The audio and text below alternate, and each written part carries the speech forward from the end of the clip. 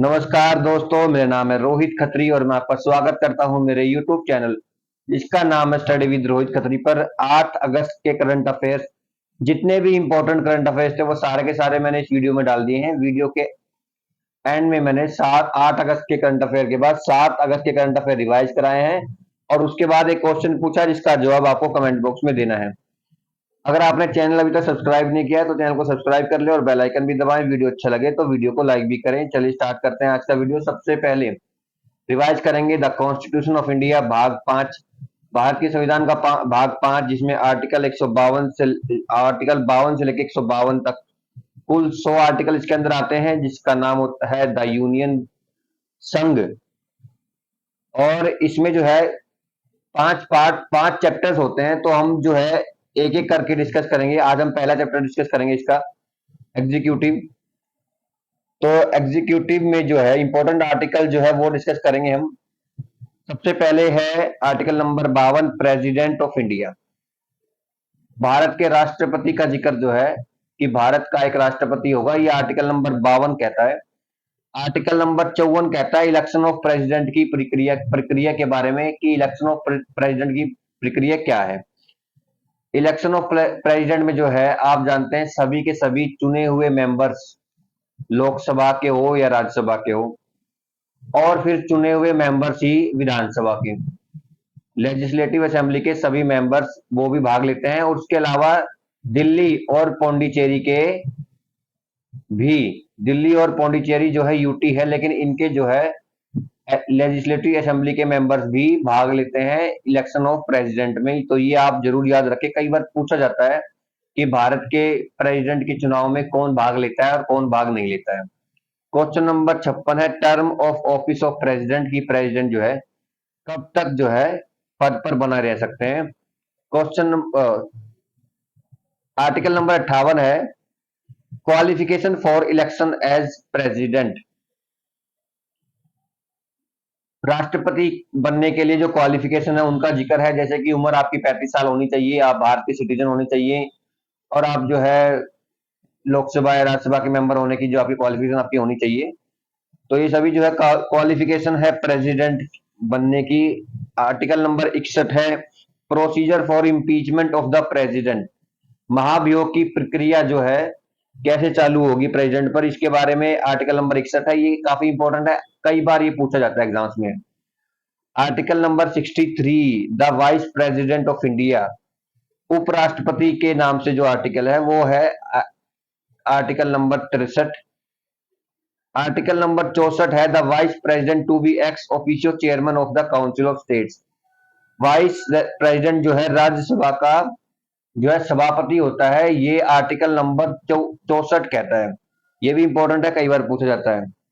Article number 65 कहता है the vice president to act as president और to discharge his function during casual vacancies in the office और during the absence of president. राष्ट्रपति की अनुपस्थिति में उपराष्ट्रपति जो है प्रेसिडेंट का कार्य करता है। तो ये इसके बारे में आर्टिकल नंबर 65 कहता है। आर्टिकल नंबर 72 जो है बहुत इंपॉर्टेंट है, 72 president to grant power of president to grant pardons. समाधान की जो शक्ति है आर्टिकल नंबर 72 से मिलती है प्रेसिडेंट को। आर्टिकल नंबर 74 है council of ministers to aid and advise president. जो मंत्री परिषद है वो मदद करता है और सलाह देता है प्रेसिडेंट को। Article number 76 attorney general of India के ऊपर है, ये भी बहुत इंपॉर्टेंट है, attorney general of India, article number 76। Article number 78, ये भी अक्सर एग्जामों में अब पूछा जाने लग गया है कि duties of prime minister as respects the furnishing of information to the president. जो प्राइम मिनिस्टर की ड्यूटी है कि वो इंफॉर्मेशन जो है राष्ट्रपति को जो है प्रोवाइड करेगा, ये आर्टिकल नंबर 78 कहता है। और प्राइम मिनिस्टर से लेकर जो है आर्टिकल जो है अक्सर अब जो है पूछा जाने लग गया है। तो स्टार्ट करते हैं 8 अगस्त के जो इंपॉर्टेंट करंट अफेयर्स है उनको। पहला क्वेश्चन है ट्रोकोमा को सफलतापूर्वक खत्म करने के लिए 18वें देश के रूप में किस देश को मान्यता दी गई। डब्ल्यूएचओ ने मान्यता दी है। Which country was recognised by WHO as 18th country to successfully eliminate trachoma. Trachoma क्या है, ये कंटीजियस बैक्टीरियल आई इंफेक्शन है।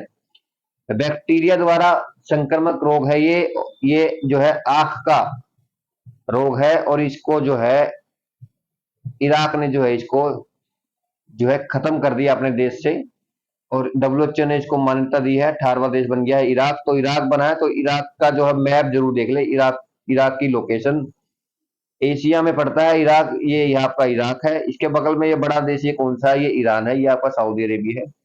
तो इसके आसपास के देश जो है वो भी आप जरूर याद कर लें। क्वेश्चन नंबर 2, किस राज्य सरकार ने राइनो टास्क फोर्स का गठन किया है? Which state government has constituted rhino task force? Rhino का नाम सुनते ही आप असम मत लगा देना, इसका आंसर है बिहार।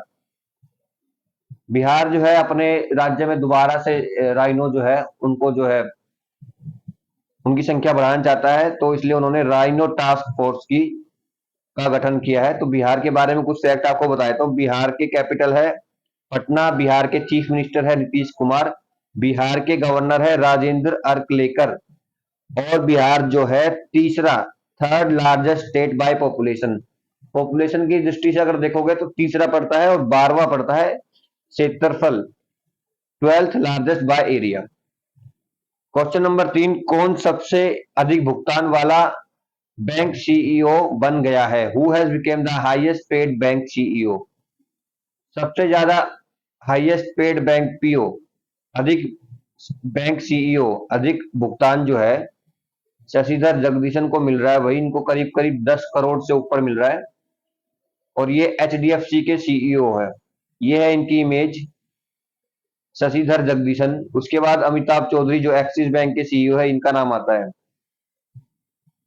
तो ये बहुत ही इंपॉर्टेंट क्वेश्चन है।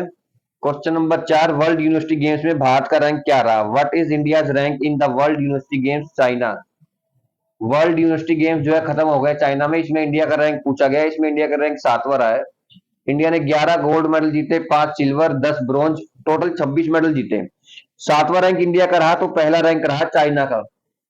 चाइना के बहुत ज्यादा मेडल है, टोटल 160 तो चाइना के मेडल है, जिसमें 90 तो सिर्फ गोल्ड है। तो आप देख सकते हैं कितना जो है अभी हमारा संघर्ष अभी काफी बचा है एथलेटिक्स में टॉप करने के लिए। क्वेश्चन नंबर 5, राज्यसभा में कौन सा विधेयक पारित किया गया? Which of the bills has been passed in Rajya Sabha? तो राज्यसभा में जो दोनों बिल जो है, the government of NCT territory of Delhi bill 2023, इसको दिल्ली सर्विस बिल भी बोला जाता है, the registration of birth and death amendment bill 2023, ये दोनों बिल जो है राज्यसभा में भी पास हो गए हैं। में भी पास हो गए बोला क्योंकि ये जो है लोकसभा में ऑलरेडी पास हो चुके थे, तो बस प्रेसिडेंट के साइन होने बाकी है, फिर ये जो है कानूनी बन जाएंगे हमारे देश में, और एक नया अमेंडमेंट भी जुड़ जाएगा। क्वेश्चन नंबर 6, लोकसभा में कौन सा विधेयक पारित किया गया? Which of the bills has been passed in Lok Sabha? तो लोकसभा में जो है ये चारों बिल, ऑप्शन नंबर ई तक मैंने इसमें दिया है क्योंकि चारों के चारों जो है लोकसभा में पास हो गए। The coastal aquaculture authority bill, the Anusandhan national research foundation bill, the pharmacy bill, the digital personal data protection bill. ये बिल जो है ऑप्शन नंबर डी वाला काफी चर्चा में है, इसको इसके बारे में एक डिटेल वीडियो बनाने की सोच रहा हूँ, तो चैनल को आप जो है लगातार फॉलो करते रहें। क्वेश्चन नंबर 7 जो है S N P global rating के अनुसार फाइनेंशियल ईयर 2024 से फाइनेंशियल ईयर 31 तक भारत की जीडीपी ग्रोथ कितनी होगी? According to S N P global ratings, how much will India GDP growth be from 2024 to 2031? तो ये जो है 6.7% बोला गया है। एस-एन-पी हो गया, मूडीज हो गया, और फिच रेटिंग हो गई। ये जो है टॉप की ग्लोबल रेटिंग्स है, ये जो भी रेटिंग देती है वो काफी ज्यादा जो है इंपॉर्टेंट होती है आपके एग्जाम्स के परस्पेक्टिव से भी, तो इनकी जो है जो भी रिपोर्ट आती है वो आप जरूर देखें। क्वेश्चन नंबर 8 है, भारत के पहले जल के नीचे लैंडमाइन का पता लगाने वाले व्हीकल का नाम क्या है? What is the name of India first under water landmine detection vehicle? तो इसका आंसर है निराक्षी। निराक्षी जो है ये बनाया है कोलकाता की युद्धपोत making company, warship maker, Garden Reach ship builders और इंजीनियर्स, जीआरएससी और एईपी ने मिलकर इनका ये कोलैबोरेशन है, मिलके इन्होंने इसको बनाया है। The AUV named Nirakshi is a collaboration of Kolkata based warship maker Garden Reach ship builders and engineers GRSC limited and AEPL। AUV ये है ऑटोमेटिक अंडर वाटर व्हीकल।